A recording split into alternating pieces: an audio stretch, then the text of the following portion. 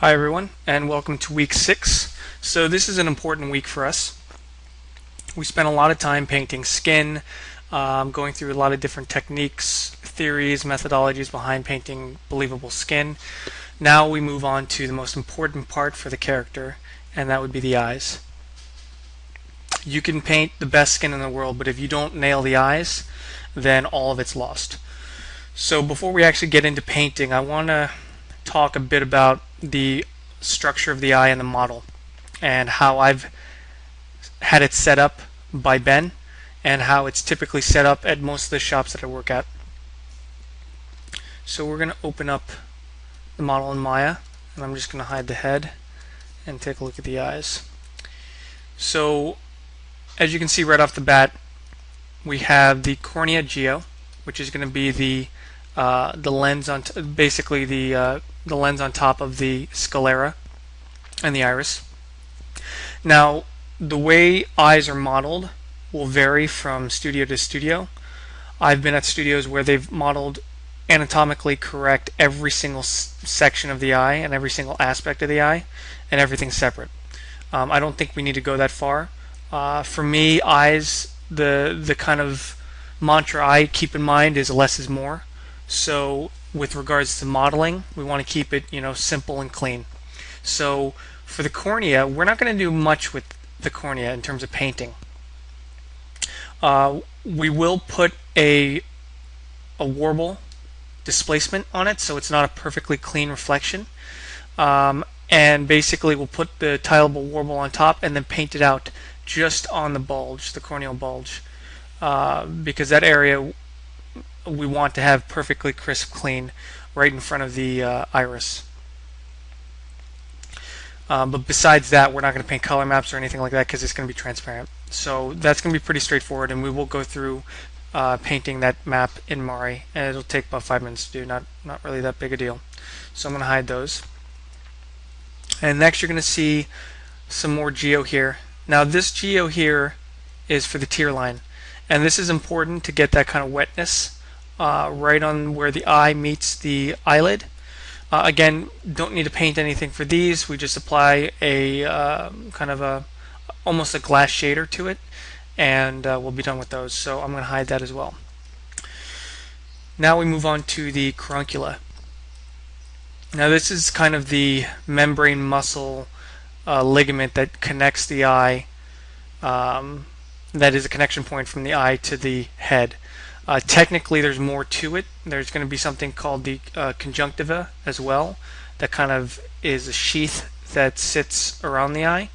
But again, we're not going to get that in depth with it.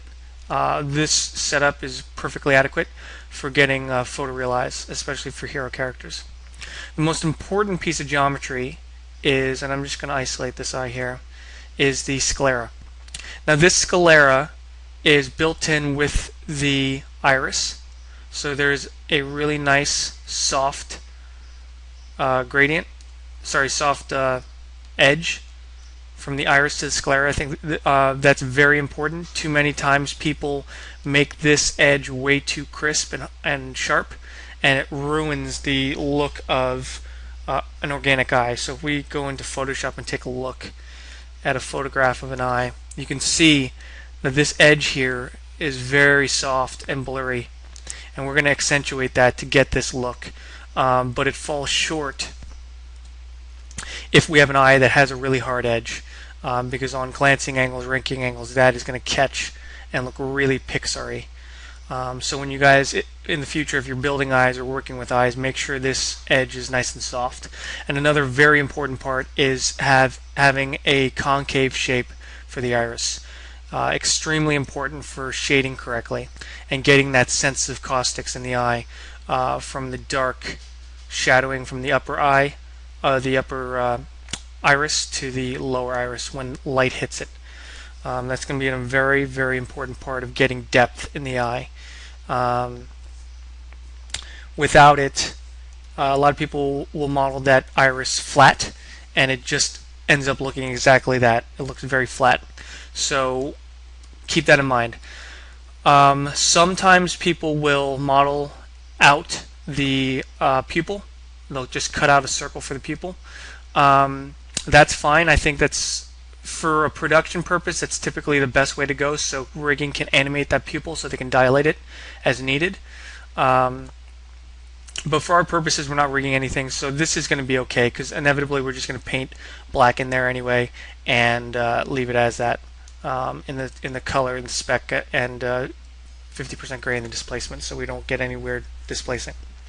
But from a production standpoint, that would be modeled out, and we would have a card right behind it that would be rigged to this iris, and that card would be pure black.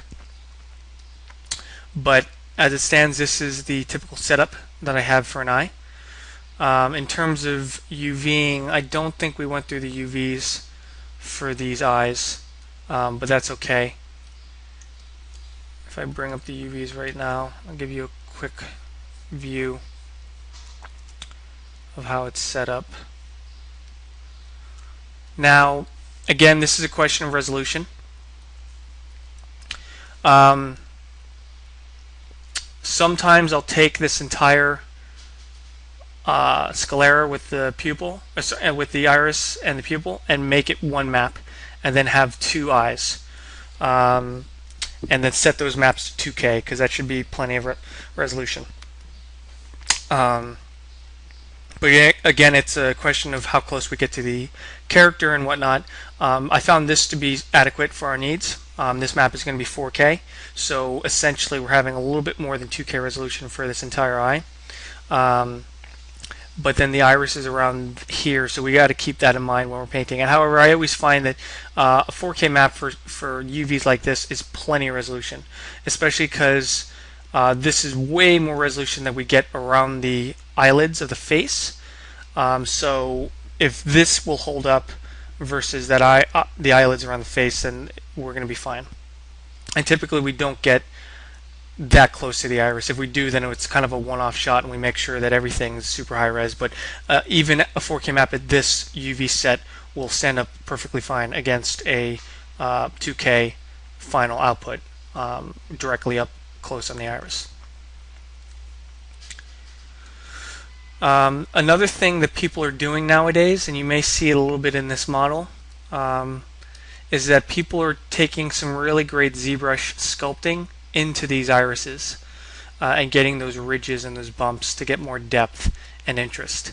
I think that's a fantastic idea.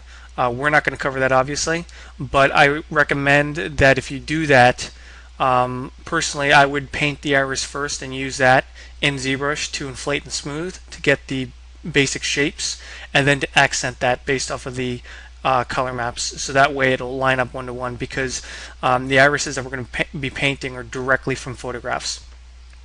So there's a lot of idiosyncrasies and a lot of subtle nuance and detail in those irises that you will not be able to replicate by hand. So use the photos to your advantage and don't be a slave to them, but learning how to manipulate them correctly is going to be the best way to getting the best kind of textures in paint. So that's a quick overview to the model of the eye.